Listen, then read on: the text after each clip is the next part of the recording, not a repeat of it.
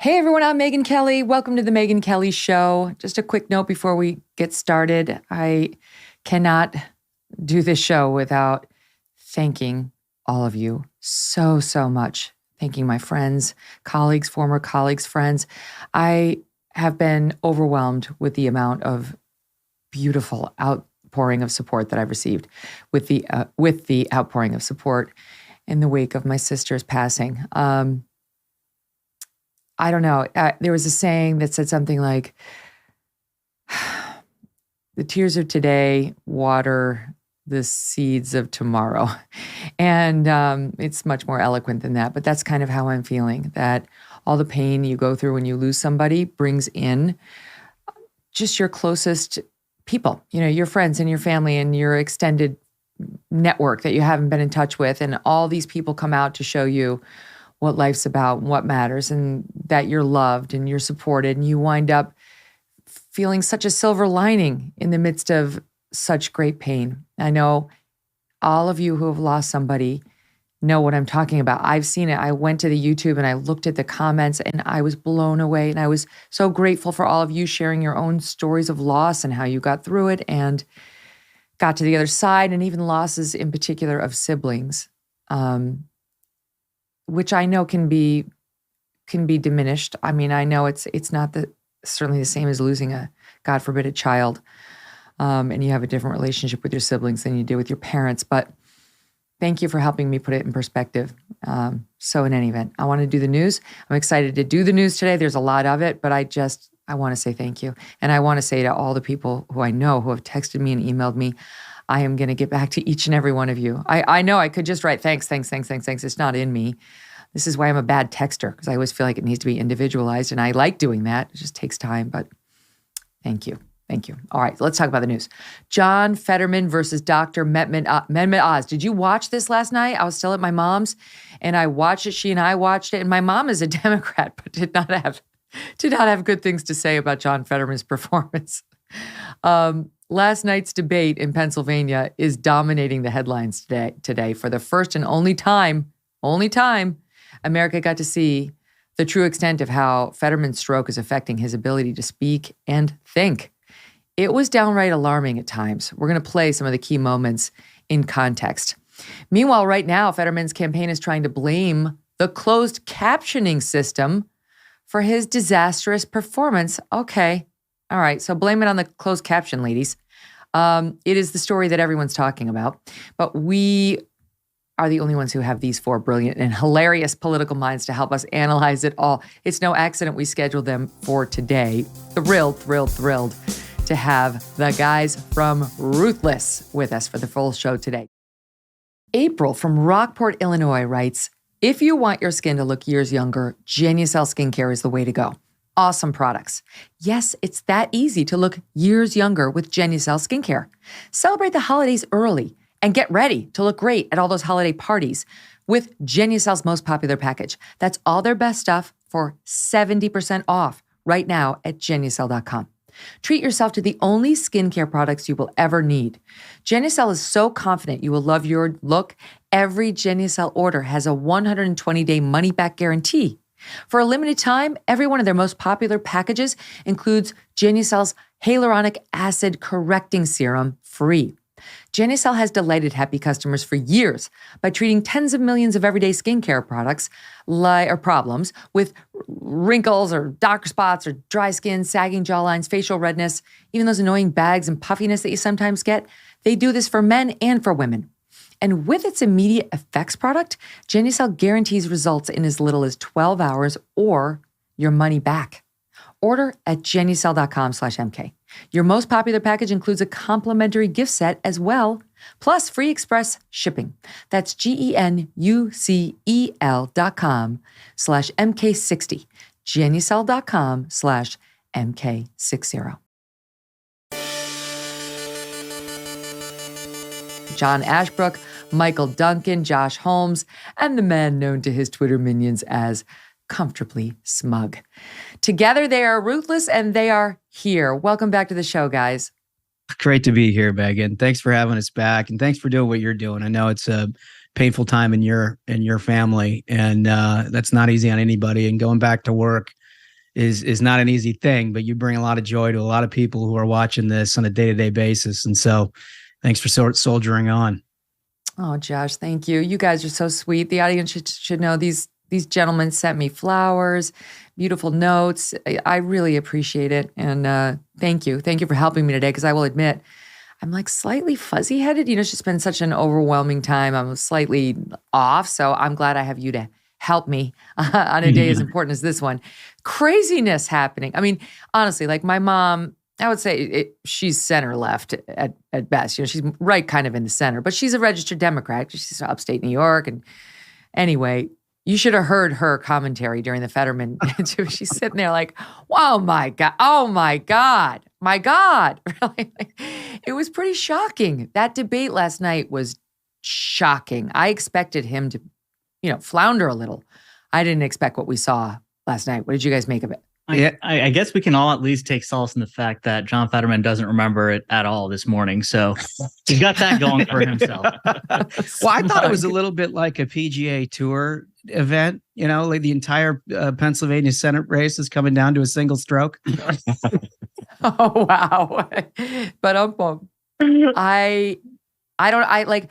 there were times, I will confess, I listened to Dr. Oz and my mind just kind of started to wander. I'm like, I don't know. I lost my focus a lot while he was talking. But when Fetterman talked, it was like, he had my full attention, right? You were like, oh my God, I don't know if he's going to make it. Is he going to make it? And many times he did not make it. And while his campaign has been saying over and over, it's just an auditory processing issue, like he needs to read captioning in order to understand. It's clearly so much more than that. He cannot speak. He can't put the right words in the right order. He mushes them together. We did put together a little highlight reel for the audience who did not sit around watching that thing last night. Here's some of it. Hi, good night, everybody. He has never met an oil company that he doesn't swipe right about. It's about supporting and helping, young earners, young students to give them a break. I believe that supporting, I do support fracking, and I support fracking, and I stand and I do support fracking. It's just the same way that university for degrees as well too. But going to those kind of vocational schools, able to create a career to Wayne.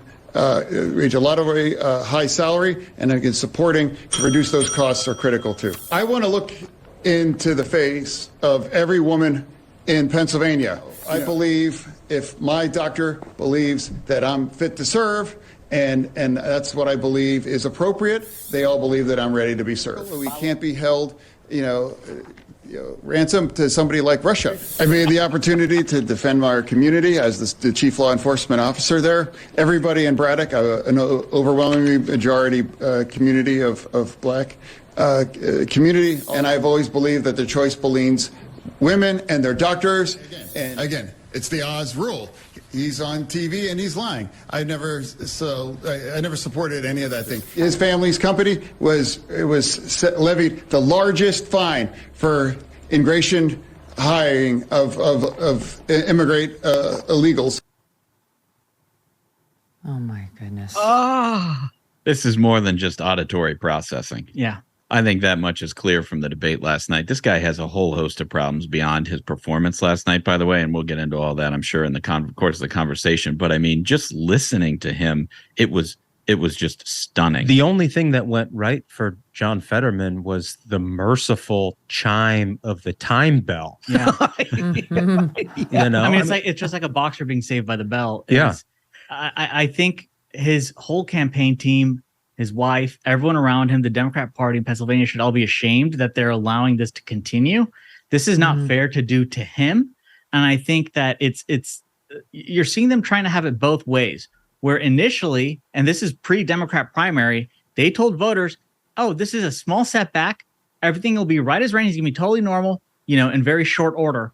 And now they're trying to keep saying that, oh, it's ableism, to try to bring up the fact that he's very clearly incapable of He needs to be focused on recovery. See, but being a senator. Yeah. I think this is on him. I think this is on Fetterman himself and his wife for continuing this spectacle. When he had this stroke right before the primary or then after the primary, he could have bowed out of this race. They had until August. There was a deadline in August where his name would be on the ballot regardless. That was the deadline. They had plenty of time to make this decision, and John Fetterman decided to stay in the race. Yeah, I kind of agree with that, right? I mean, my knee jerk when you watch something like that is to feel sympathetic for somebody who clearly has undergone something. Yeah. Right? I mean, it was hard to watch. It was very, very hard to watch. But I have absolutely no sympathy when we spent an entire summer, his campaign and the Democratic Party telling the people of Pennsylvania and across the country, this guy doesn't have a problem at all, right? He's just he's right as rain. He's getting better every day. Everything's going to be great.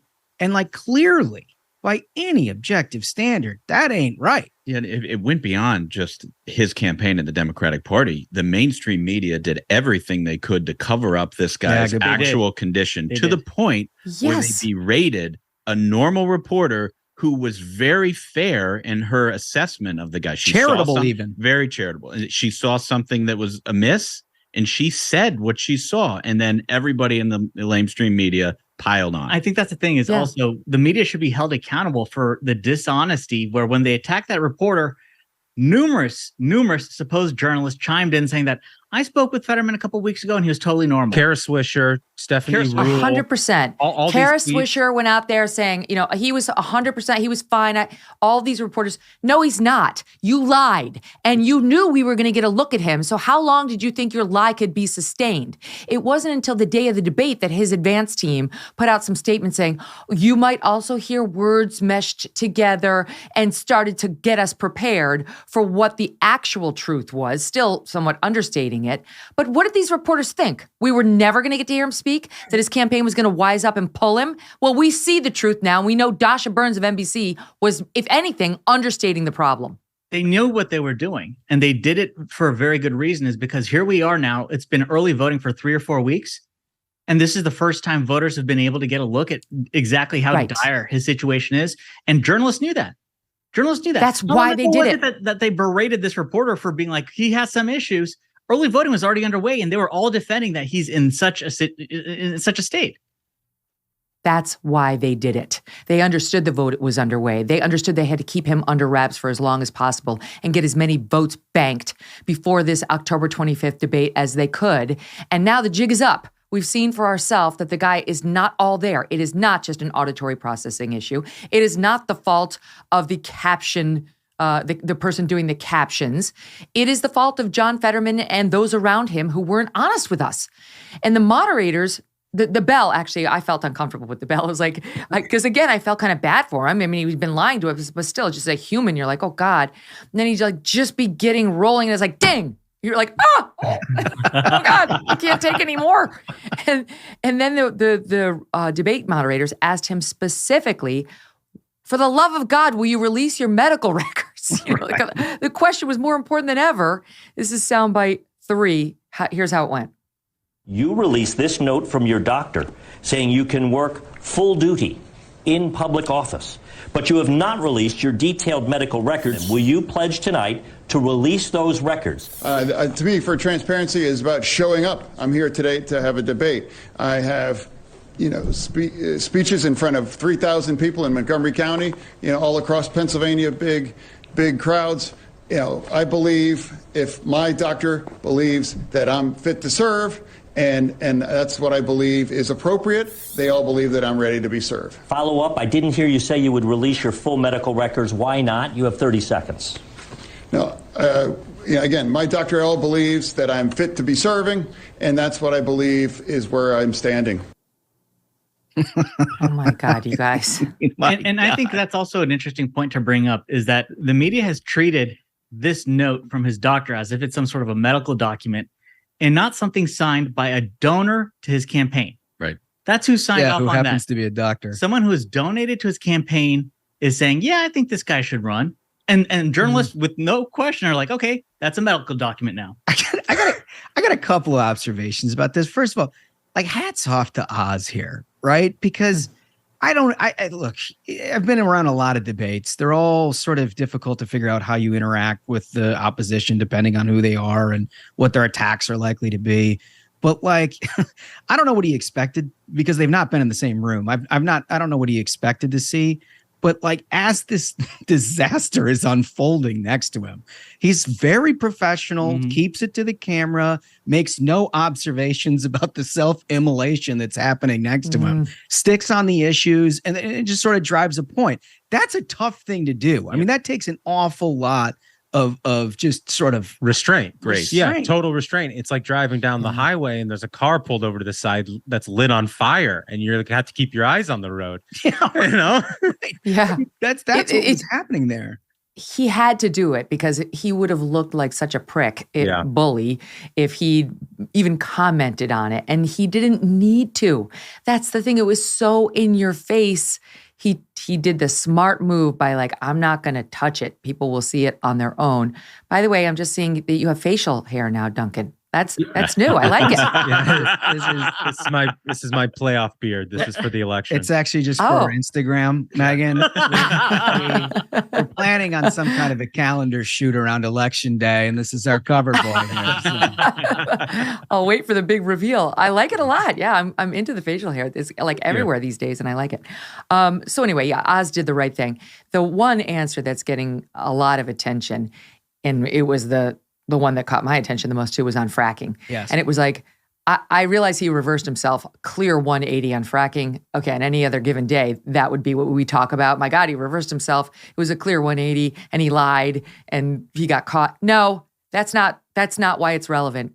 He was a robot who got stuck on repeat and he couldn't rejigger the system. And it was truly one of those like, you got this. You could do it. You could, and then you're just like, oh my God, get out of bounds for the love of God. Just as a human. Here it is, Fetterman on fracking. As rule, Mr. Fetterman, 15 I seconds. absolutely support fracking. But you have made two conflicting statements regarding fracking. In a 2018 interview, you said, quote, I don't support fracking at all. I never have. I've always supported fracking. And I always believe that independence with our energy is critical, and we can't be held, ransom to somebody like Russia. But I support how critical it is that we produce our own energy and create energy independence. I must correct the record. Just a second, Mr. Oz. I do want to clarify something. You're saying tonight that you support fracking, that you've always supported fracking, but there is that 2018 interview that you said, quote, I don't support fracking at all. So how do you square the two? I do support fracking, and oh God, I support fracking, and I stand and I do support fracking. He fracked that sentence into 5 or 6 pieces. Talk about fracking that one up. So much in there. How about even we can't be held ransom to Russia? We already have a leader who can't get the words straight in talking about things that matter. Held ransom to? Okay. And then he goes on. He won't acknowledge the flip. So even on a substantive basis, he's incapable of defending the earlier position. I mean, any politician would have an answer ready for that. His team prepared him. It was in writing, right? The clear 180. But again, separate and apart from that, he was stuck and he couldn't get out. How do people think he's going to represent Pennsylvania in the U.S. Senate under these conditions? There's just no way he can. And he can't advocate for constituents. I mean, his press secretary last night, I don't know if you guys caught this, he was complaining about the questions, complaining about the closed captioning. Obviously, this is a statement that Fetterman made in the past, but it was surfaced 2 weeks ago by CNN. Right. It's not like it was pushed by, the right or something. This was surfaced by mainstream news because it's a legitimate question that he presumably would have an answer to, because this is a gigantic business in the state of Pennsylvania. It's one of the things that actually the voters were deprived of last night, as big a spectacle as it is. And I think, obviously there's a very clear choice for most people just based on what we saw. But you want an answer to that, right? When somebody says, I've never supported fracking, and then I've always supported fracking, that's incompatible, right? I stand, I don't, I frack. Like, that's not an answer to that question. There is two polar opposites. You've got to figure out how to take us on the journey that led you to this spot. He doesn't begin to do that. He did the same when he was when they were talking about the offense with the African American, where he pulled a gun and put the gun to the guy's chest. He had no answer, right? He couldn't explain. It was like fumble, community, protect, fumble, And I'm like, we have that, like, actually. You need an answer for that. Let's play that, and then we'll talk about it. There's one person on this stage who's broken the law, we believe. John Fetterman took a shotgun, chased a unarmed African-American man, and put the gun, apparently, according to that man, to his chest. I made the opportunity to defend our community as the chief law enforcement officer there. Everybody in Braddock, an overwhelming majority community of black community, all understood what happened. You know, they understood what happened, and everybody agreed that, and nobody believes that it was anything about me making a split-second decision to defend our community as well. My God. Yikes. What? First of all, was he a mayor? He was. Yeah. And so actually, it's incidentally, the Washington Post this morning ran a story about how he actually never showed up for city council meeting. So it's very interesting that all of a sudden he's the chief law enforcement officer protecting his citizens when he never even showed up for the meetings.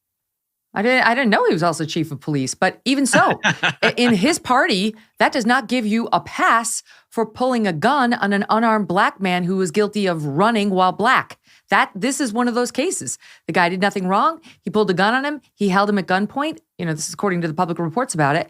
And there was no crime committed. I mean, for a Republican, there you that'd go. be that's all they would do is run ads about it. For him, it's like, and blah, blah, blah, blah, blah, gobbledygook, and bye. Yeah, he says that the community understands. I think that's what he's trying to say. It's impossible to understand what the heck he's even trying to say. Nobody understands, John. Nobody on the community, nobody understands what it is that you're saying. Literally. But like from the community of black community. Yeah, it makes no sense. But I think you hit on the most relevant point. Imagine just for a moment that there was a Republican in the Fetterman camp at this point. Like the Republican had the kind of debate performance that Fetterman had, and this question comes up, right?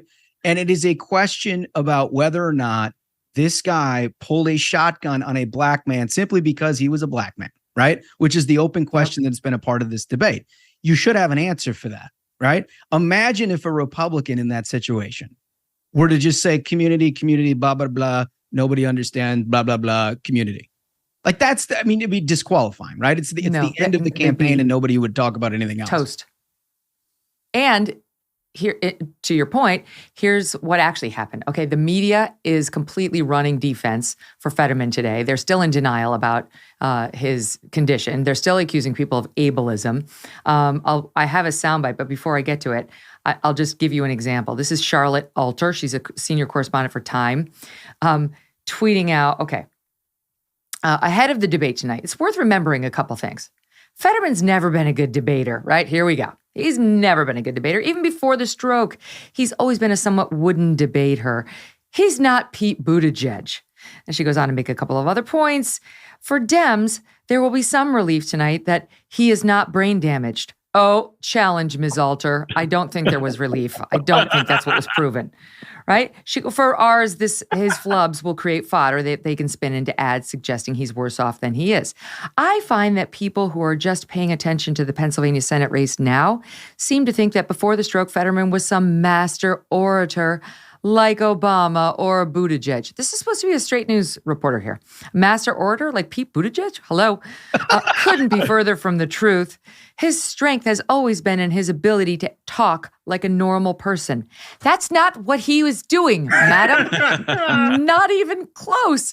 And here's a little sample of the post-debate reaction to what we all just witnessed.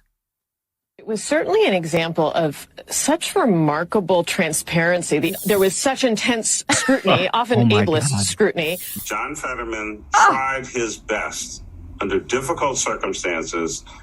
Mr. Oz, as a doctor, I think literally violated the Hippocratic Oath. And I think they admired Fetterman for showing up. I think he lost the battle, but may win the war.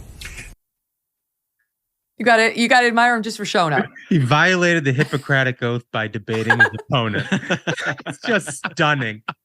These people are remarkable. It really sentence fragments aside, like I think this debate really laid bare what's stunning hypocrites and how shameless these Democrats are. On the issue of the fracking thing, or pulling the gun on the black man, the stroke may have impacted his ability to lie. And so it really, I think, laid bare for voters like what an insane person he is. Yeah, no, I mean, that's a really good point. I mean, he had no context. He couldn't. It's like he was debating with one arm tied behind his back, right? So like he couldn't lie around his neck. Or around his neck. He couldn't lie his way out of it, right? And so I think that's going to be laid bare just as much as his physical limitations. It is. Well, that's the question. Does it move the poll numbers? Because this is the one race, RCP politics. They're putting it in the GOP category. They're saying the GOP will keep Pennsylvania. So they're saying Oz will win, despite the fact that Oz has been behind in, if not every, I think it's every poll. I think every poll has put Oz behind. But it's tightening. It's getting closer and closer, and the voting's underway. So what do you guys think? Is it a game changer? Yeah. I mean, there's no question it's a game changer. For one, as we mentioned, it's the first time that people in Pennsylvania have actually gotten to see this guy, right? They've been operating under the impression that there's no difficulties whatsoever. That clearly is not the case. But also, if you look at just the texture of the electorate and who likely votes early and who votes late, and your late deciders and what they ultimately choose, this is a less ideological bunch, right? That Democrats, I mean, they're going to vote for anything. They'll vote for anything. They'll vote for Fetterman. It doesn't matter if he showed up or not, or if he was in a handbasket. Yeah, they had that stamp licked for their mail-in ballot a month ago. Yeah, it didn't matter whose name was on. Right. So like they're going to vote who they're going to vote for. And a number of Republicans are kind of in the same camp. But these late deciders, they don't always vote ideologically. And oftentimes the way that they vote is who they think can represent them the best, right? And on that question, after what you saw last night, there can be zero question about who is capable of representing the people of Pennsylvania and who's just, quite frankly, not. Yeah. And by the way, here are the poll numbers. Fetterman right now is plus 1.3. 1 month ago, September 23rd, Fetterman was plus 4.2. On August 17th, Fetterman was plus 8.7. Okay, so in the span of 2 months, we've gone from 8.7 percentage point advantage for Fetterman down to 1.3 percentage point advantage for Fetterman. And that was before the debate. And that is why you've got the Fetterman camp out today. I mean, literally blaming the captions. Now I will give them this. In that one soundbite that we were playing about him on the fracking, the moderator, this isn't about captions, but the moderator who was following up with him, like, hey, you didn't respond to your 180. Like, I'm asking you about your 180, fracking or no fracking. She called him Mr. Oz. So I will acknowledge he had a reason to sort of pause and be slightly confused about who the hell she was referring to. Is it Mr. Fetterman or is it Dr. Oz? Who are you? And then it became clear to him, as it was to the rest of us beforehand, that she was just trying to press him, and she just said Oz instead of Fetterman. And he did answer. But his problems cannot be dismissed by the delayed captions. Yeah, I was just going to say, Megyn, I mean, look, he's trying to get a job in the U.S. Senate here, right? I mean, this is not like a toll booth worker. I mean, his job is to attend very high-level committee hearings and persuade colleagues for answers and to try to make the best policy on behalf of his constituents in Pennsylvania. What confidence does anybody have if a debate moderator, in trying to fend off one, is talking to another? It confuses him to the point where he can't recover. What the hell is going to happen in the context of a Judiciary Committee hearing? And I think that's the thing, is you're seeing how much the media and the Democrats are trying to obfuscate the issue. They're trying to talk about a captioning machine. They're trying to talk about ableism. The central issue, which has become very clear in this race, is Fetterman capable? Well, that's a very easy question to answer. Let's get a medical report. And their unwillingness to release a medical report tells the answer to that question, is they know for a fact he is incapable. Or else they would, if they had a medical report showing that he is capable to execute the job, they'd have that on the front page of every newspaper in this country. But they're not able to do that. So they're talking about this is a closed captioning machine, which has attacked John Fetterman, or this is ableism. Any kind of excuse that they have, they're trying to cook up to make voters think about anything but the central issue, which is that Fetterman very clearly can't accomplish this job. But even beyond, well, the other thing is, I wonder how the closed captioning worked, because I would, if I were a debate moderator and I knew I was walking into this situation, and it's my team, putting this whole thing together, I would probably submit some of my questions in writing to the closed captioner so that it could be handled. I don't know whether there was an actual person doing it or whether it was done electronically, but I would think at least the questions could have been put in there properly in advance. So I think there would have been a higher likelihood of accuracy on the questions as opposed to doing the answers, which are a fly-by-night. Here's what his campaign said. We're thrilled with John's performance. He did remarkably well tonight, especially when you consider he's still recovering from a stroke and was working off of delayed captions filled with errors. John won countless exchanges, counter-punched aggressively, and pushed back on Oz's cruelty and attacks. This to me is so sad. It's like saying to your, little kid who got just absolutely crushed on the football field, like, your form looked good, honey, and you got out there, you didn't sit out any plays, your uniform looked crisp. Like for them to become what debate team comes out and says he counterpunched aggressively and he won many exchange? Like, come on. So let me just give you the second half of this. So Nexstar's chief communications officer said in a statement they were responsible for the broadcast and the closed captions. It's unfortunate that Mr. Fetterman is now criticizing the closed captioning process. Both candidates agreed to the technical setup for the closed captioning process weeks ago, which was implemented at the request of the Fetterman campaign. Both candidates were offered the opportunity for 2 full rehearsals with the same equipment used in tonight's debate. Mr. Fetterman chose to do only one. In fact, our production team went to extraordinary lengths to ensure the effectiveness of the closed captioning process and to accommodate several last-minute requests of the Fetterman campaign. The closed captioning process functioned as expected during rehearsal and again during tonight's debate. We regret that Mr. Fetterman and his campaign feel otherwise. I mean, it's like they're not going to get away with this. When you got the closed captioning team attacking you for attacking them, it's like not good. One other thing that broke right before the debate started was that the Fetterman team was pushing to get journalists and everybody in front of the closed captioning process so they could see how it worked. They had that much confidence in the process that they agreed to ahead of the debate that they wanted the whole world to see how it was going to work. And yeah, because they were nervous about the closed captioning being there, right? They thought that they were going to take heat by the fact that he needed closed captioning. So they wanted journalists to come in and look at this wonderful, sort of easy, transparent system that they'd all set up that allows him to cleanly answer the questions. Right. They were so proud of it beforehand, but then he blew it, and now they're blaming it. And meanwhile, riddled with errors where? Like, were the questions riddled with errors that he was getting? Or was it his answers, which were incomprehensible to all of us? Never mind a computer that generates the answers from hearing the voice or a person who had to transcribe what he was saying, however that works.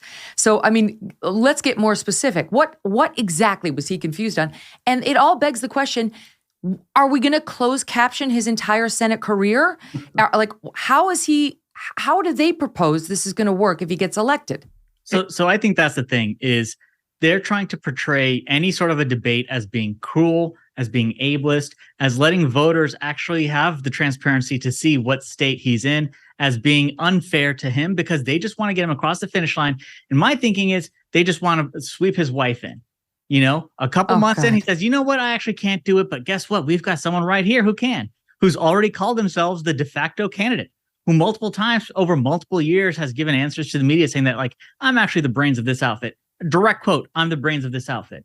So I think they're just they're angry that they had to have this debate in the first place. They were wishing that they could just run up a scoreboard on some early votes, not let voters see exactly how bad the state is, and then sweep his wife into power when they wanted. Well, I mean, look, Democrats have a pretty good track record about this, right? They kept Biden in the basement for 2 years. Exactly. We didn't know the extent of the problems that he was having. I mean, they won with it. There's no reason to believe they couldn't get away with it again. Unfortunately, they had this stumble for them. But like, back to your closed captioning piece and whether that was responsible for all this, recall the fact that he opened this debate. Hello, good night. Right. That's not on the closed caption. The closed captioning isn't responsible for the words that come out of his mouth or lack thereof. I hope not. I'm going to go with that. I'm actually going to do that from now on. Whenever I say something stupid, which is often, I'm just going to blame it on whatever somebody popped up on the board on the tray. It wasn't me. Don't believe your lying ears. And by the way, Giselle Fetterman owes that NBC News reporter an apology. Totally. She wanted her disciplined for saying he really struggled to understand me in our pre-interview banter. And also Kara Swisher and many others attacked the reporter.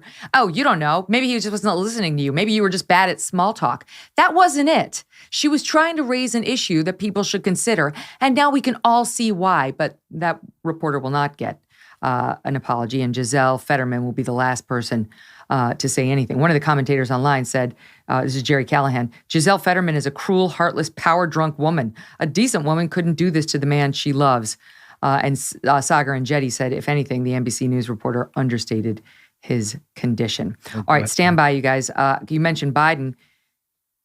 His closing midterm message makes Fetterman look like a smooth orator, like Reagan, the gifted communicator. We'll talk about that right after this when the gang with Ruthless stays with us. It's almost Halloween, and you know who doesn't have spooky meats? Good Ranchers. They deliver America's best meat and seafood to you year-round. No costume of labels, no gimmicks, just great meat that shows up at your door and it's ready to be delicious.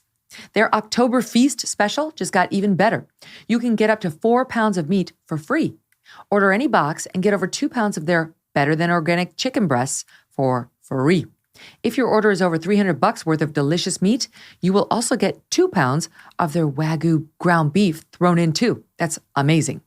Head over to goodranchers.com/Megyn to claim your special October feast of 4 free pounds of meat today. Join the tens of thousands of Americans getting 100% American meat delivered right to their door. Store-bought meat can be tainted with scary bacteria and has ghoulish, inflated prices. Good Ranchers lets you save $25 on each box and lock in your price when you subscribe. Put an end to your meat buying nightmare by visiting goodranchers.com/Megyn to get over 4 pounds of high-quality beef and chicken. I'm doing my scary ghost voice. 4 pounds of high-quality beef and chicken. The real monster isn't under your bed. It's in your fridge. Take control over your food with an October feast from Good Ranchers. American meat delivered. Guys, one thing I wanted to follow up with you on, I heard you guys say on your show the other day that at least in Pennsylvania, the Fetterman campaign hasn't gotten so desperate because they're bringing in Biden finally, they're bringing in Obama, that they would bring in the vice president, Kamala Harris. Au contraire, they've gotten quite that desperate. The headline today is that they are bringing her in too. Biden, Harris, and Obama are all going to be campaigning for Fetterman in Pennsylvania. I'm sure that's going to make all the difference. She's going to show him what truly great oratory looks like. I mean, honestly, line up Kamala and Biden and Fetterman on the same stage. Wow. I mean, that is a linguistic parade. Murderer's row. Honestly, I think that might be a smart play. Is all of a sudden Fetterman looks like the most capable person on stage. Yeah. You know, you're right. Now that you think about it. Yeah, Murderer's Row is a reference to the old, I know it is a reference to the old 60 Minutes gang, Mike Wallace and others who were just totally unsparing in their interviews. So speaking of Joe Biden, he had his chance to make his closing argument before we go into these midterms. And I love it. He too is out there. He's like, I've been invited by like 16 or 17 or 18 different campaigns to go out there and campaign. Well, why is your schedule totally clear except for this one appearance in Pennsylvania? Why aren't you actually doing that, Mr. President? He decides to make his closing argument about inflation, about immigration, about abortion even. That's a good issue for the Dems. Not exactly. Here's what he said. A lot of Americans begin to wonder whether we can still do anything, whether we're still who we've always been. We are. And everybody thought I was nuts when I had asked the question, if I could do one thing, what would you do? I'd do something that didn't answer any of the real questions we just had, but just demonstrate we can still do anything. If I could wave a wand, I'd cure cancer. Why? Because no one believes it can be done. But we're starting to do it. There's nothing beyond our capacity. I mean it. Not a joke. Not a joke. That is terrifying. I mean, that is just so wild. I thought, did anybody else think that he was like at the next step just going to swallow the camera? Yeah. I mean, it was, what the hell is he talking about? He looks right. like, What is he doing? He looks like Jim Jones at the end, you know? After the Kool-Aid. Somebody starts stirring that Kool-Aid. It's like, this is days after the interview with Jonathan Capehart of MSNBC, in which he clearly, he appeared to fall asleep when asked whether Dr. Jill Biden, Dr. Jill, it's so ridiculous, wants him to run again. Basically couldn't keep his eyes open. And then here's another whopper he just delivered. There's no contact with the facts anymore. Speaking of Kamala Harris, talking about her approval rating. Listen to this one. The Vice President of the United States, Vice President Harris. How's she doing? You're almost 2 years in. How's she doing? She's doing great. She is first of all, she's smart as hell. She has a backbone like a ramrod, and she has enormous integrity. And, but if you take a look out there, there isn't any public figure that is, 60% favorable ratings. No, we don't know, Joe. What? They're certainly her in your administration. I can guarantee you that. What is he? He's suggesting she's there? I don't whatever. She's got, I think, 39% approval rating according to the latest polls. She's right around where he is, I think. Correct me if I'm wrong, Debbie. But yeah, what's he saying? She's at 39. Yeah, no, I mean, her average on 538 is like 36%, right? But there's like a Quinnipiac poll last week that had her at 28. I mean, she's historically unpopular, unquestionably about that. What I appreciate is the hard-hitting journalism there. I mean, they've really taken the president to task, thrown it open what he thinks about the vice president. I mean, my God. Oh, did you and how about the setup? To say it 4 different ways so he knows Kamala Harris is the vice president. Did you read what Jonathan Capehart wrote after the interview? Sort of like this after action report he filed with the paper. So. Here's what he wrote, quote, "Folks, listen to me. Biden is just fine, more than fine. In fact, I came away with 2 overwhelming impressions. Biden is totally going to run for re-election in 2024. And he doesn't just like being president. He loves the job of president." Oh, my Lord. Oh, I mean, that's the thing is for the majority of Americans who don't see this, the Dems have an entire apparatus of the media to run cover for them, to make it sound like, oh, must have gone great. He can be as disastrous as staring at the reporter for 5 seconds with no idea what he's about to say. And then you're going to see reports saying that, oh, it was totally fine. The same way that you had all these journalists covering for Fetterman, you have all these journalists who've been covering for Biden. The guy can't talk about the economy. He can't talk about crime. He can't talk about Americans struggling to get by, Americans being terrified to walk out of their homes to be a victim of violent crime, which is just up double digits in basically every part of this country. He can't talk about that. So he goes off the reservation and starts saying, hey, I'll cure cancer, guys. And we're supposed to accept that this is totally normal. And a lifetime supply of chocolate.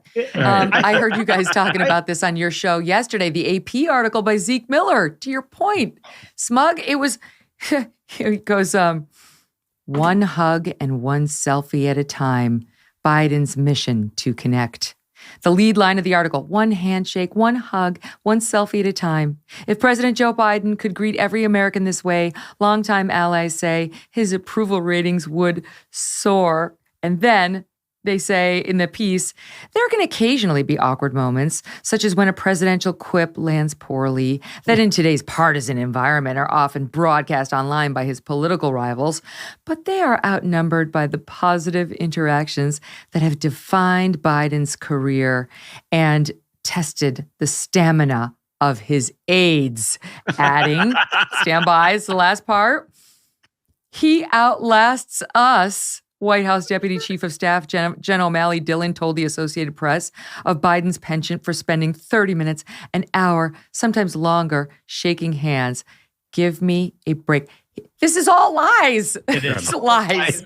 I've learned one thing from this moment in time is hopefully many years from now, when I'm incapable and I am all over the place and my children want to put me in some kind of an assisted living facility or a nursing home and I don't want to go, what I'm going to do is hire a Democrat communicator and I'm going to use them with a left-leaning journalist and I'm going to have them make my case for me because clearly they are like, it seems like a new profession in the Democratic left now is trying to explain the inexplicable about your inability to actually operate as a human in this world. They talk about Joe Biden like he's an elderly member of their family going through dementia, and you got to explain why he still loves us. You know, like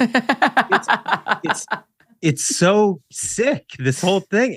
And they're also kind of repackaging, I think, what they packaged for Biden's appeal in 2020, and that is like, look, it's Grandpa Joe. You know, his son died, and that's why he didn't run last time, but he's got such a good heart, and he felt called to do this because Trump is so abhorrent, to our norms, and he's going to restore these norms. But it was, long on the soaring rhetoric and short on the details. And to Smug's point earlier, that's how it is now. He can't talk about crime. He can't talk about inflation. He can't talk about the border. He can't talk about gas prices. But what they can write 1,000 words about? The hugs he gives.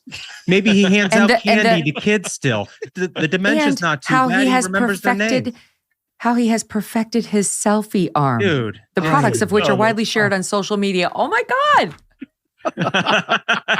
It's embarrassing. How about inflation? It ain't gonna work again. The people can't have the wool pulled over their eyes again on this. No, I completely agree. I mean, it's catching up with him. It's why he's got an approval rating in the mid-30s. It's why nobody trusts the media anymore. Mm-hmm. They don't take the accounts that they see, in their newspapers as fact. Because, I mean, quite frankly, there's nothing about that was a fact, right? But more importantly, if you're struggling with 10% unemployment, you can't afford groceries, and crime is terrible in your neighborhood, why do you give a shit whether or not he throws a good hug on somebody? Yeah.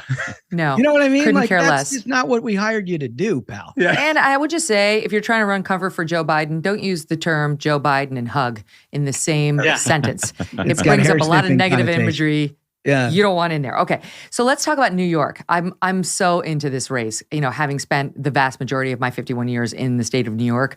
It's just so exciting to me, the fact that the thought that it's going to be tight. I know we've had Republican governors before and Republican mayors in New York, but it's by far the exception, not the rule. And Kathy Hochul, who is totally unqualified for this post, totally unqualified, is getting nervous. She had the debate last night with Lee Zeldin, her Republican challenger, who he could win. He could win this race, despite the fact that, I gave the poll tightening for Fetterman. Listen to hers.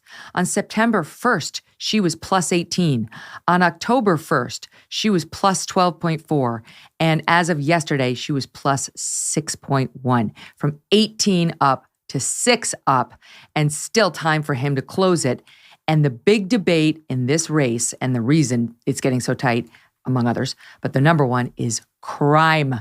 Our state has gotten disgusting thanks to her no bail and soft on crime policies.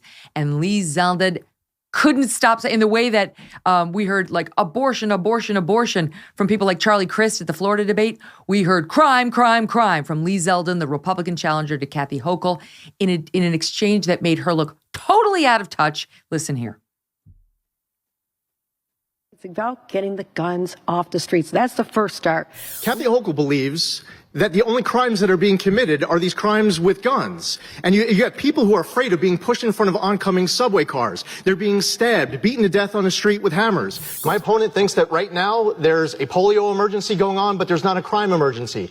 Different priorities that I'm hearing from people right now. They're not being represented from this governor, who still, to this moment, we're halfway through the debate, she still hasn't talked about locking up anyone committing any crimes. Okay. Anyone who commits a crime under our laws, especially with the change they made to bail, has consequences. I don't know why that's so important to you. All I know is that we could do more. Well, when I say that we should remove... Excuse me, I'm speaking. Sure, go ahead. We could do so much more if there was a nationwide ban, but certainly a state ban on teenagers being able to get guns.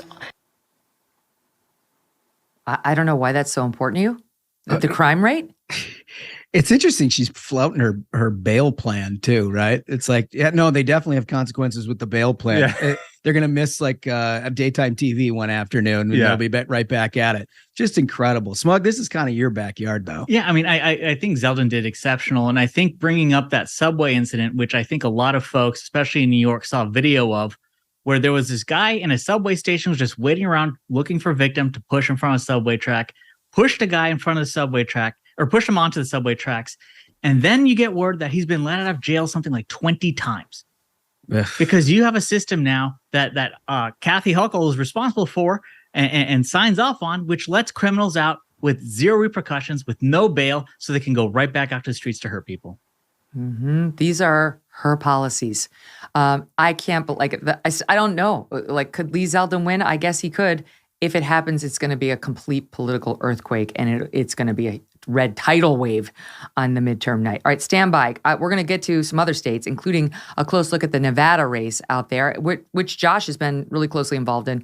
And so we're going to get you all the information on Nevada, on Arizona. Don't go away. The Ruthless guys are staying with us.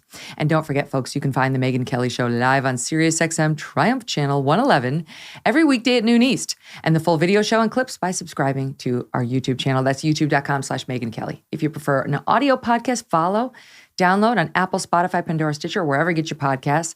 There you find our full archives with more than 415 shows. And by the way, while you're there downloading and subscribing, go ahead and download and subscribe to my husband Doug Brunt's new podcast. It's called Dedicated with Doug Brunt. It's basically like an Inside the Actors Studio, but with authors. There's a great one with Lee Child, Jennifer Egan. You're going to see a lot of names you know. They're super fun. And honestly, Doug may be better at this gig than I am. Check it out. If you're like me, you're getting a little scared, a little bit more concerned about the future.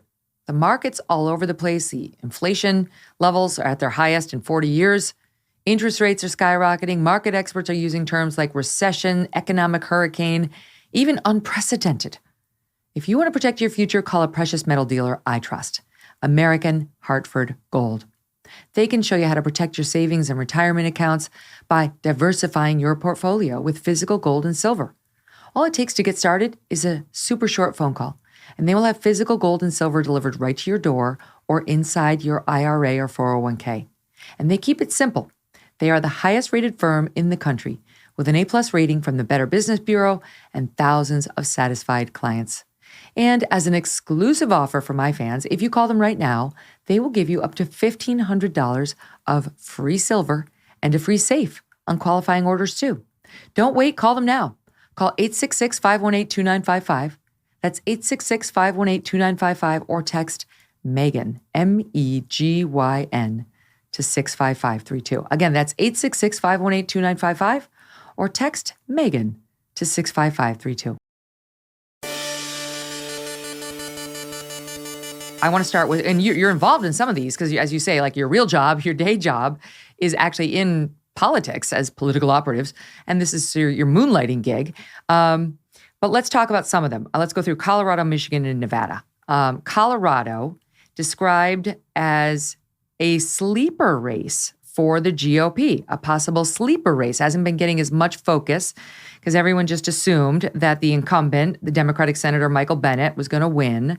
But he's got a challenger out there, Joe O'Dea, who is CEO of a Colorado construction company raised by a Denver cop, he's a comer. And I know you guys had this guy on your show who was like, you know what? Let's look at this. This is a possible, pickup for the GOP. And then after he left you, I don't know if it was you guys who did it, put $1.25 million into this race. So what's going to happen in Colorado? Could O'Dea actually win this race in which Michael Bennet, the Democrat, is up plus 7.5? We've had Joe on a couple of times. The first time way back in the primary when basically nobody knew who he was, and Democrats were funding a primary opponent against him because they didn't want him on the ballot. And they recognized what I think our audience recognized in about 15 seconds is that this guy is very authentic, and the contrast to Michael Bennet could not be greater, right? I mean, what's the thing you say about Michael Bennet? He's softer than Giza sheets. Which he is, right? And all he's ever done throughout the course of his career is nod along with his party leadership, whether it was President Obama, Chuck Schumer, Harry Reid, whomever. He has just followed orders, and he's never really stepped out. Remember, he ran for president. I've forgotten that he should be disqualified for that reason alone. The very idea that Michael Bennett looks in the mirror and thinks he could be president is insane. Insane. But even though he ran for president, he still looks a lot like a generic Democrat, and that's not something you want to be this cycle. And the tricky thing with Colorado is that the right track, wrong track number in the state and the Biden approval in the state has actually remained a little bit more favorable to Democrats than it is in other states around the country. That's changing now within the last few weeks. Probably a lot of it's due to Joe O'Dea, who's just a tremendous candidate. Yeah, he really draws a striking contrast. He's been running a really aggressive, very good campaign, got a good campaign staff. That thing's closing. Look, is it at the outer reaches of where Republicans would like to be in November 8? Sure. But it all depends. I look at these races as they break one way with late undecideds late in the month. It's either a 2 to 3 point break, 3 to 5 point break, or on one occasion in my career, it was 5+, and that was 2014 on a statewide basis. If it's 2 or 3, it's very, very difficult, right? But if it's a 5+ situation, Joe O'Dea's coming to Washington. Wow. That would be huge. I mean, do you think that would be one of the biggest political upsets after New York in the governor's race? Yeah, I mean, no question about it. It's very akin to, Glenn Youngkin basically winning the state of Virginia last year, right? It thought to be absolutely impossible with a generic D+12 environment, and he won. So yeah, no, stranger things have happened. And I think also coming out of COVID has made a lot of these blue states more gettable for us, right? Because, these voters have lived under, these tyrannical restrictions and the lockdowns and the school closures and all of that sort of stuff. And this is now finally their first opportunity to make their opposition to those things known in the ballot box. Yes. We saw it in Virginia. Yep. A lot of voters around the country have just had all this pent up frustration with nowhere to put it, except, writing on Facebook or showing up at a PTA meeting and getting tagged as a domestic terrorist by Merrick Garland. That reminds me of two things. So that takes me to Michigan, okay? Because I agree with you, COVID retribution is at play, whether it's polled for or spoken aloud or not. And the culture wars. And I know you guys talked to Tudor Dixon. So Michigan's getting really interesting. Gretchen Whitmer, I mean, everybody just thought for sure she's got this. Again, to take a walk down memory lane, in August, Whitmer was up 17.6 percentage points over Tudor Dixon, her challenger. October 1st, that had fallen to up 10. Now she's up 3.2. I mean, from 17.6 to 3.2. So it's even worse for her than it is for Kathy Hochul here in New York. And I think, having listened a bit to Tudor Dixon, who I know you interviewed, in part it's because Tudor Dixon is amazing on culture war issues. I mean, you get her talking about critical race theory in the schools and all this nonsense, and you just want to sit back and pop the popcorn. Yeah, and then you look at the studies that are coming out now that, kids are basically 2 years behind on math and science and reading. And, they're talking about drag queen story hour and, pronouns and gender affirming care. And, so it's no surprise. And you're absolutely right, Megyn. I mean, she's like smart as a whip, and she's so sharp on these culture issues. And it's going to matter. It's going to matter a lot to parents, who are going to make a disproportionate part of the electorate in a midterm. And I think she said, for example, go ahead, Smug. I think it's starting to become really apparent to Dems that the policy decisions that they were responsible for, like Duncan said, they're going to be held accountable for. This is the first election where they're going to be held accountable for the decisions that they made. In Whitmer's case, keeping schools closed for years. And then last night on the debate stage, Gretchen Whitmer lies and says that, I only closed schools for 3 months, which is, demonstrably false, which is, there are a number of her own tweets where she says, yes, I'm going to keep, schools closed until Thanksgiving. And then in the meantime, it's also important for voters to remember, March of 2021, when she's keeping schools closed, she flies to Florida for a vacation. So the hypocrisy and the lies from Gretchen Whitmer is something that voters are waking up to, and that's why you're seeing, the polls tighten to the point that this is a winnable race.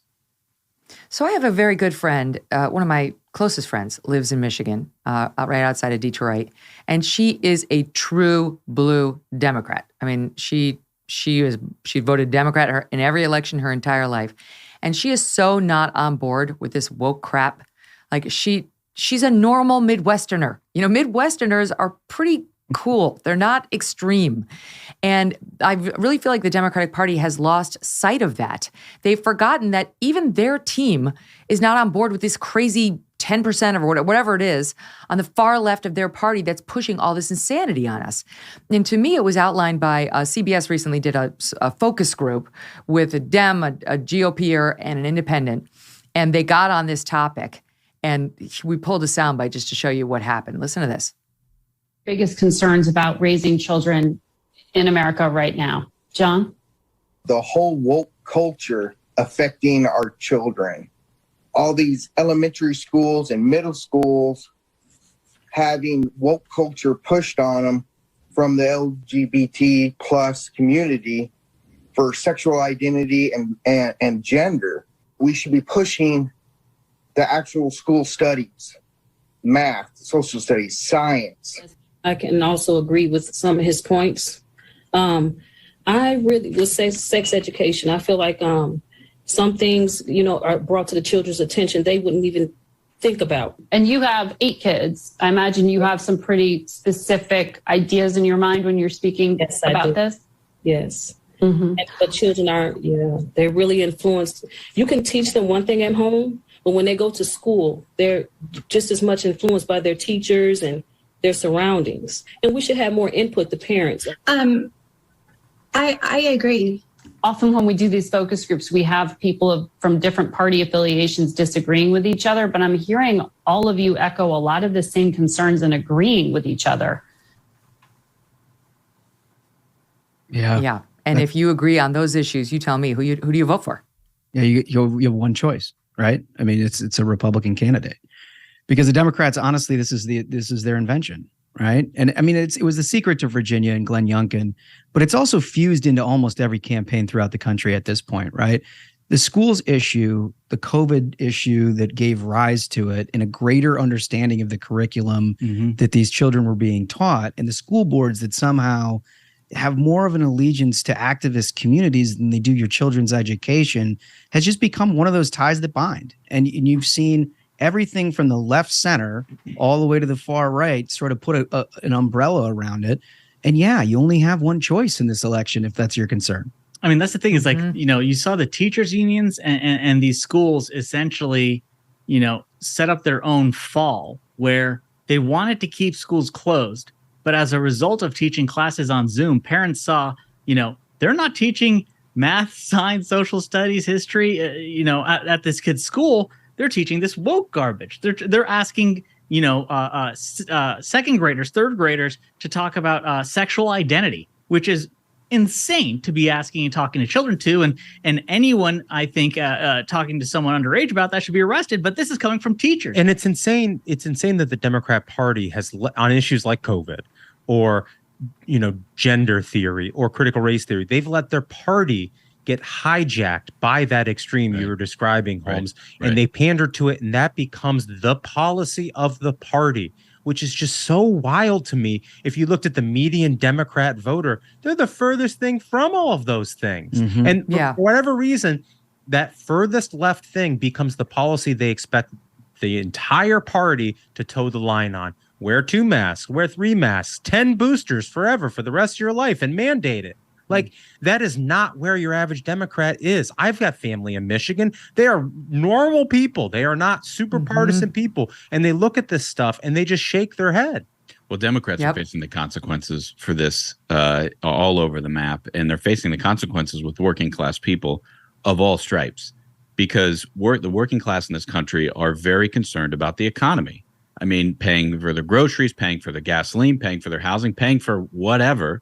And all they're hearing from Democrats in Washington is culture, culture, culture. You're seeing it in every single state. You're seeing it in Colorado. You're seeing it in Michigan. And Megyn, you mentioned Nevada. You're seeing it in Nevada in spades. All right, we'll get to Nevada in just one second. But on the subject of COVID and the messaging, because Whitmer was the worst. I mean, she truly is like, she's the anti-DeSantis. She was the lockdown queen. The White House has a new message in advance of Monday's upcoming Halloween holiday on COVID. since we're talking about the vaccine and the messaging and the shot and its never-ending commitment and fealty to it, listen to how they are now trying to push what they're. Well, I'll let the ad speak for itself. So listen to how they're now messaging on the COVID vax.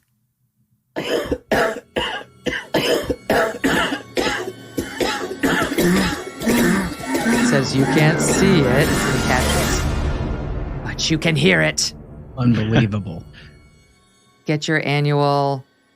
I can't read it from here, but I know it says get your annual COVID vaccine shot. Get your annual vaccine shot.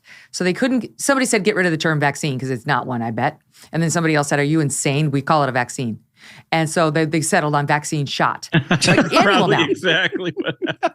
Right? The annual. Masterminds of the White House Communications Department, right? I mean, so how many we're going to get, right? How many going to get? Like my Thatcher, he's 9. God willing, he's going to have a nice long life. So how many does he have? He has like 91 shots in store for him? Oh, right. Well, look, it's born out of a total dishonesty about all of it, right? And the reason that people are reluctant to get COVID shots is because they were told that they prevented infection, right? I mean, you remember the whole pandemic of the unvaccinated, right? And, wait a minute. All of a sudden, if you're vaccinated, like 3 weeks later, you can get COVID again? Well, nobody told us that. And then you hear later that they never even tested whether or not you could get it after you get vaccinated. And so it's that skepticism that's built into that.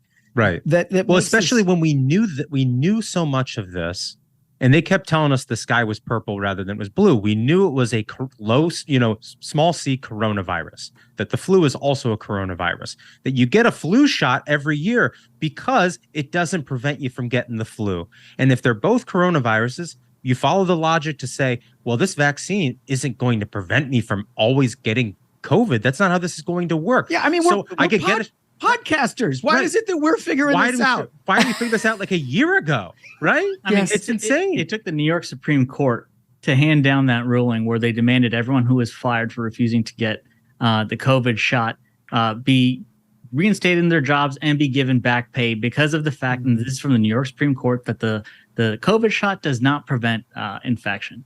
So it took this long when you had the White House for years attacking Americans, saying that it's a pandemic of the unvaccinated. Meanwhile, Pfizer just announced that they're raising the prices on that because now they have support from the government to ensure that it's mandated among even more people and they can increase their profits. And now they want to mandate it for kids. There you go. Make it part of the vaccine schedule.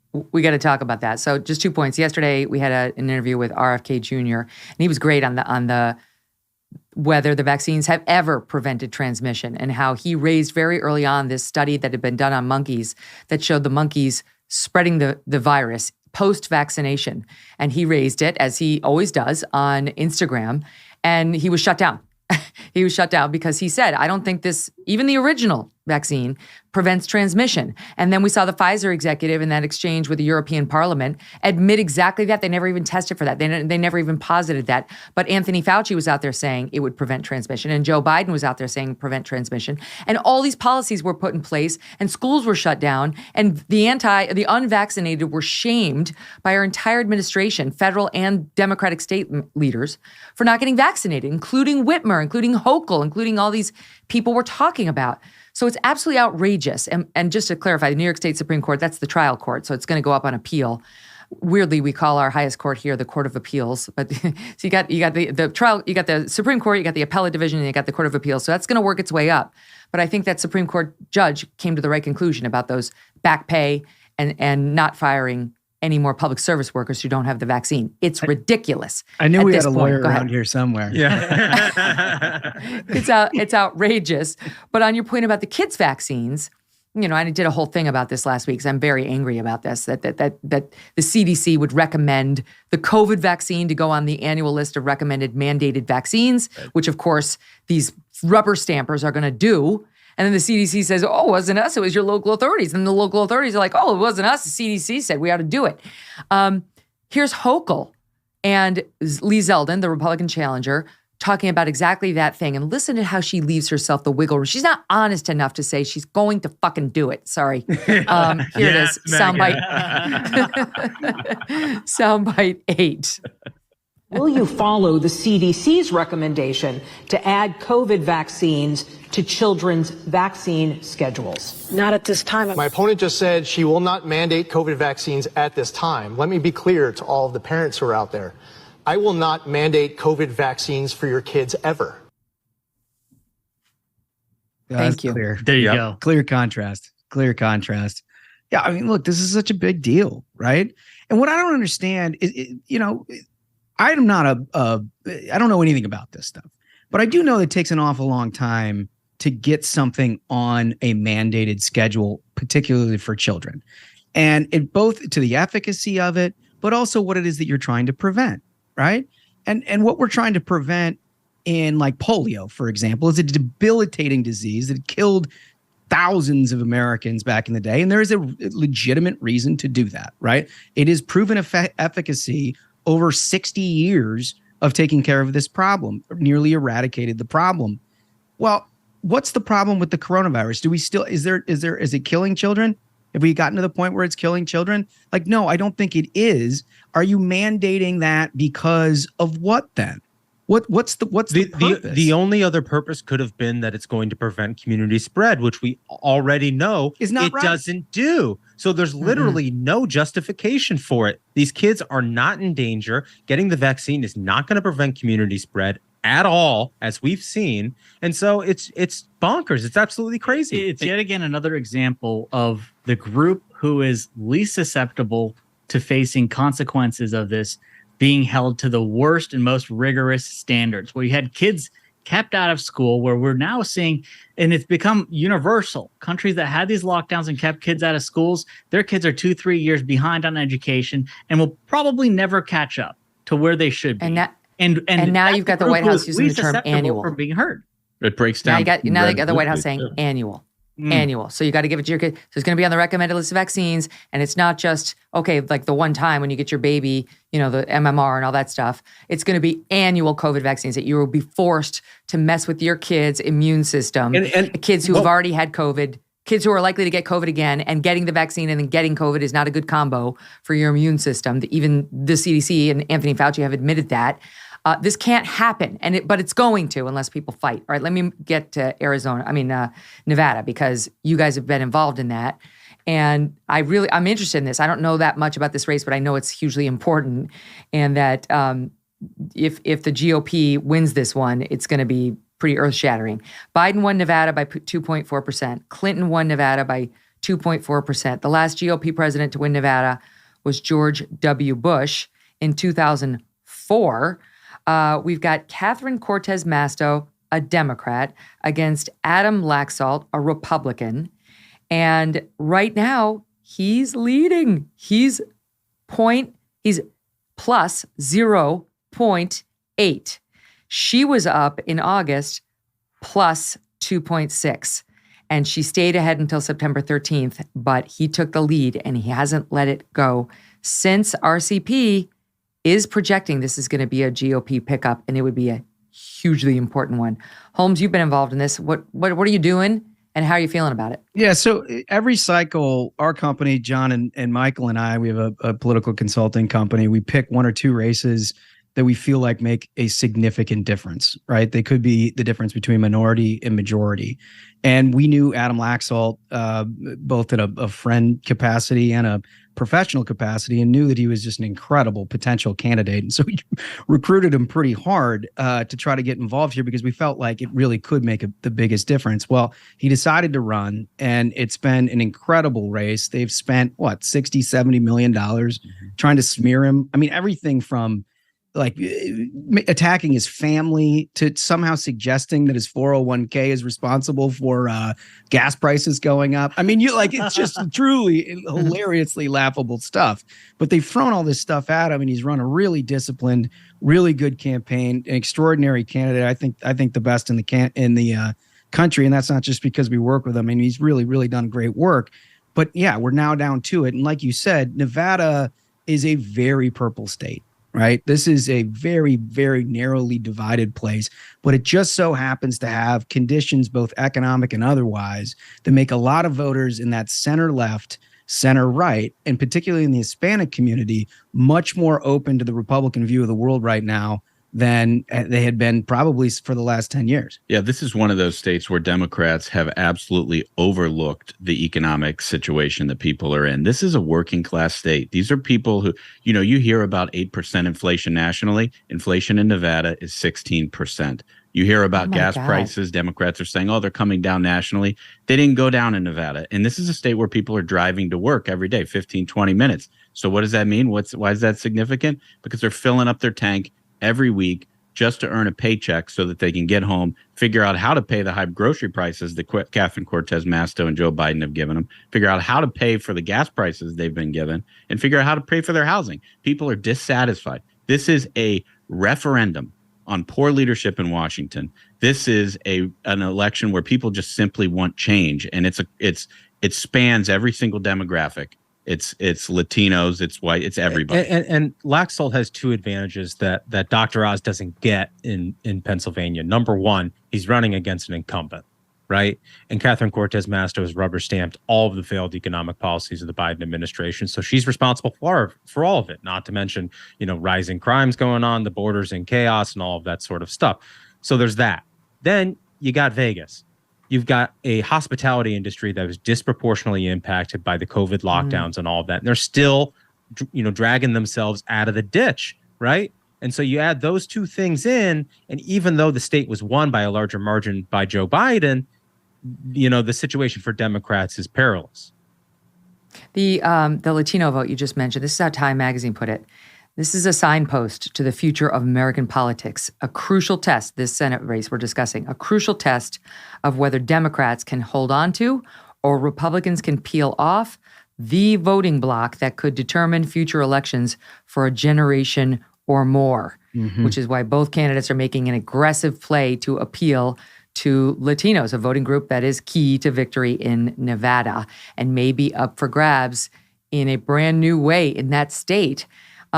It's weird because his entire family is against him. I don't it seems like every day you hear about some other nasty family member who's like, Adam sucks.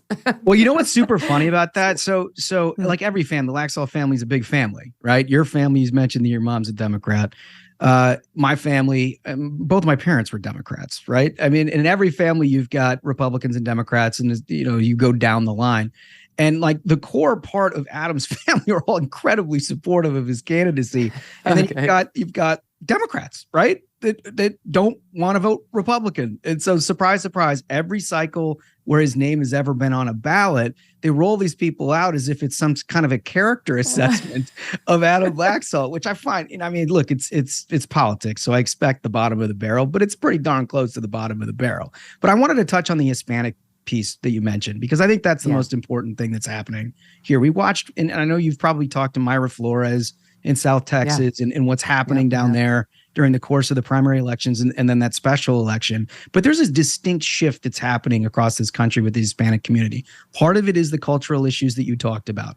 Part of it is the economic issues that no longer resonate with them at all because they're suffering under it. And then the other piece is the crime, right?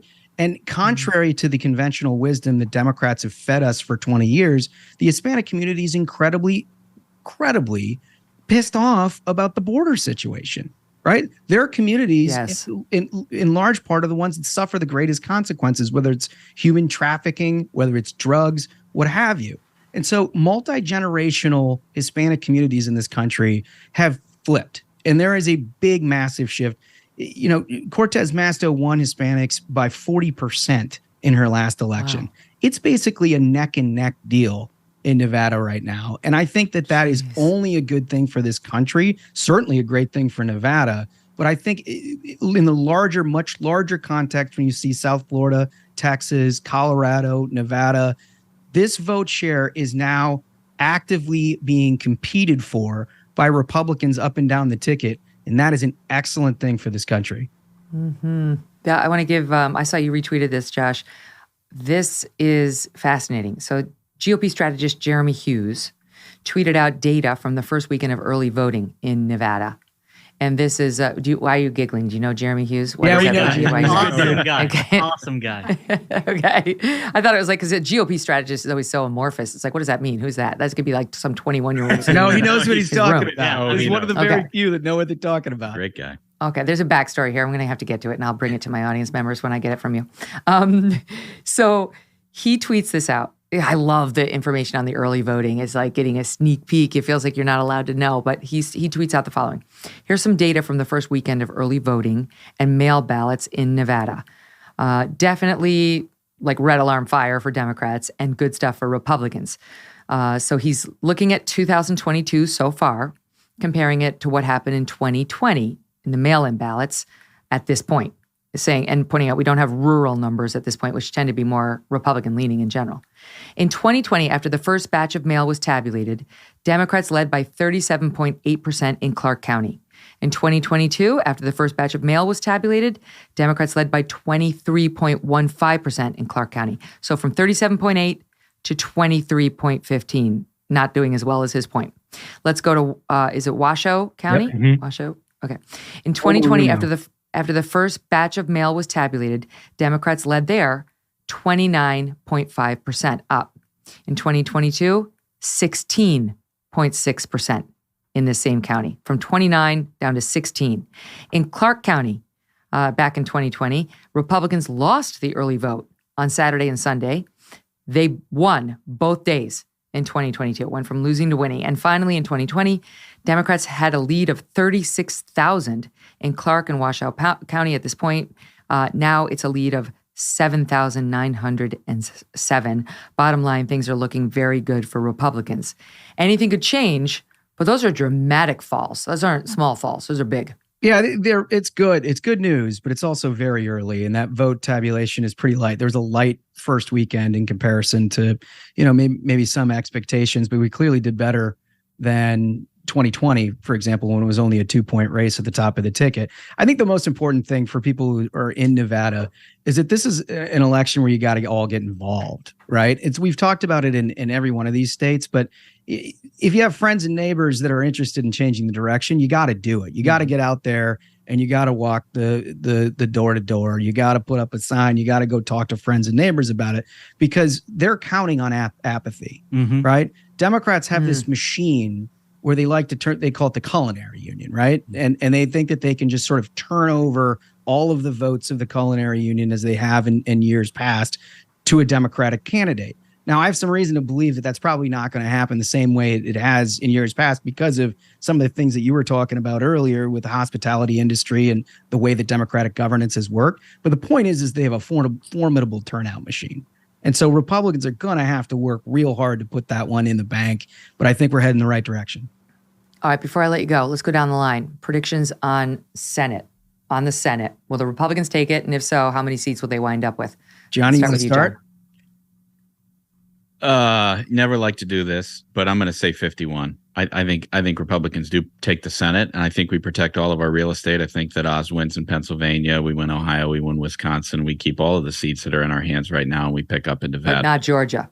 Not Georgia. Well, I think we could pick up in Georgia. We've got. I know it could, but like if you had to put money on it. Here we go. I think we could pick up in Georgia. You caught him being a politician there, Megyn. All right, Duncan, let's have it. What do you say? I think 51 on election night with a runoff in Georgia. Well, that's where I was headed with this. I think we've got 51 on election night. I definitely think that there is going to be a razor thin issue, because Georgia has that 50% threshold for you have to hit or you go into a runoff. We all experienced that nightmare in 2020. I think the likelihood of that repeating itself is somewhat certain. But I will say, if Pennsylvania and Nevada go in the Republican category and we hold everything else, the majority's not at stake at that point. It's about adding to 52. Yeah. Then no one cares about Georgia at that point. With Smug, what do you think? 52. I'm going with 52. And also, I have a really good feeling. Who's it going to be? Arizona's starting to feel like, you see the momentum that Kerry Lake has gotten. You see how well Blake's campaign has been doing right here at the close. I think there's going to be a lot of surprises. I think you look at the way that polling's closed and the direction it's going in the past month, there's a lot of momentum, but that doesn't mean Republicans should let up. Like Josh said, you got to go out there, you door knock. make a plan to vote, get your friends involved. So on your 52, that would mean you think the Republicans are going to keep Pennsylvania, I assume, and they're going to gain where? I think they take Nevada and they take Arizona and they take Georgia. That takes us 53, 53. right? Yeah. It takes us 53. Look at that. Look at that. You revised your own math. I'm not going to have you doing the vote tabulations. All right, I'm not going to hold you to it, but it's always fascinating just to see, how you're feeling about it. And traditionally, I mean, especially when it's not your party in power, these last 2 weeks, as Josh was touching on, would be even greater momentum builders for the party out of power. Like the way the momentum's right now in the Republicans' favor. And if you look at past history on midterm elections in the last 2 weeks of the race, it goes even more in the direction of the challenging party. So we shall see. We'll know soon. You guys, such a pleasure. Thanks as always. Always great. Great to see you, Megyn. Thoughts and prayers with your family and loved ones.